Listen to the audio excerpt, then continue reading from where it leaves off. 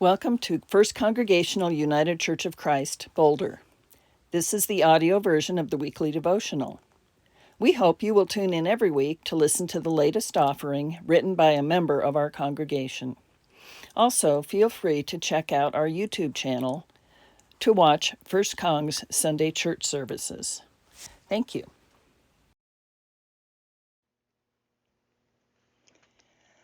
Lessons from My Catholic Friends, author Nancy Wade. As a child in the 50s and 60s, I was raised in a Methodist church, which most of my friends also attended. My parents played bridge with their parents, our moms exchanged recipes, and we went to week-long church camps every summer. As I grew up, my church formed a protective cocoon around me, and I felt comfortable with its rituals and routines, the cadence of Sunday services, the familiar hymns of John and Charles Wesley, and the lessons I learned at Vacation Bible School. So entrenched was I in our church that I really didn't think much about other faith practices. That all changed in the 4th grade. Suddenly, there was an influx of new kids in my class, boys and girls I had never met. In large Catholic families, parents generally sent their children to private Catholic schools through 3rd grade before transitioning them to public schools. This is when my introduction to a new and different religion began.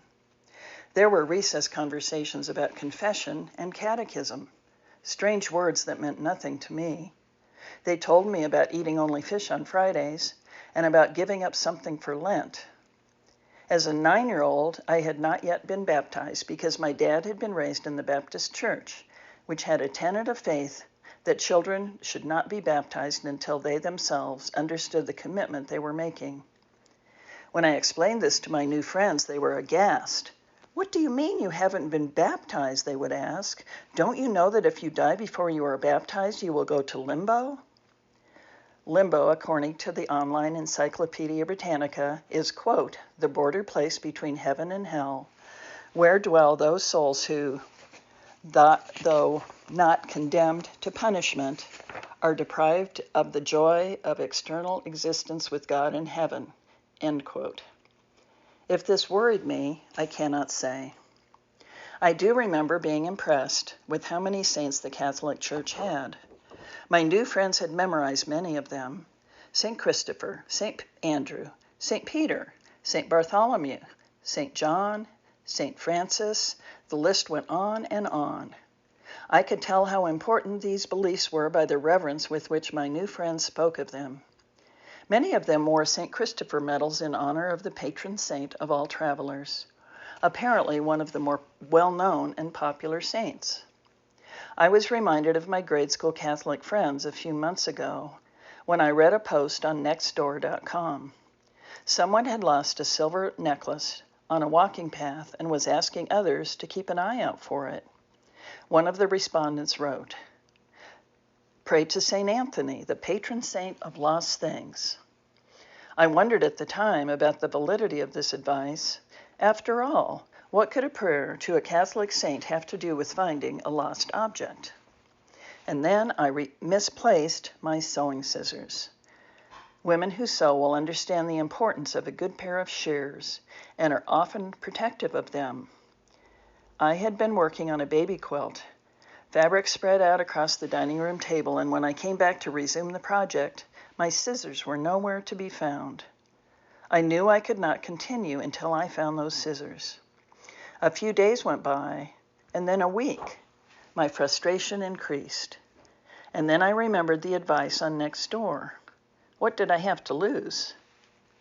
I Googled St. Anthony to learn about the appropriate prayer. I closed my eyes, took a deep breath, and prayed the prayer out loud. "Dear St. Anthony, please come around. Something is lost, and it cannot be found." A few hours later, straightening up things in a bedroom, I noticed a glimmer of steel poking out from beneath a pile of file folders. With a sigh of relief, I pulled my scissors out of the heap and mentally rejoiced. I could finish my sewing project, and all because of St. Anthony. In that moment, I became a believer. A few weeks ago, I took my grandsons, ages 13 and 10, out to dinner. The oldest, Brooks, told me that he wanted to buy a new remote control car which he had been saving for, but he had a problem. He had misplaced his wallet.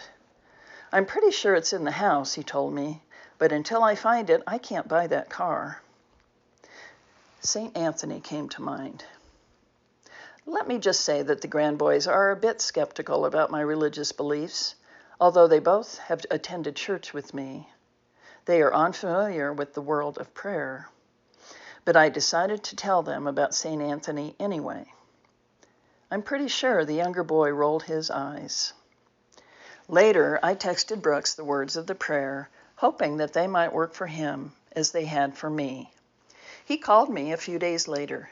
"Jamie," he said, "you won't believe it. I prayed that prayer and found my wallet. It was behind my dresser on the floor." Brooks's excitement was palpable. The joy he felt at this discovery made my heart glad. And actually, I do believe it. I really do.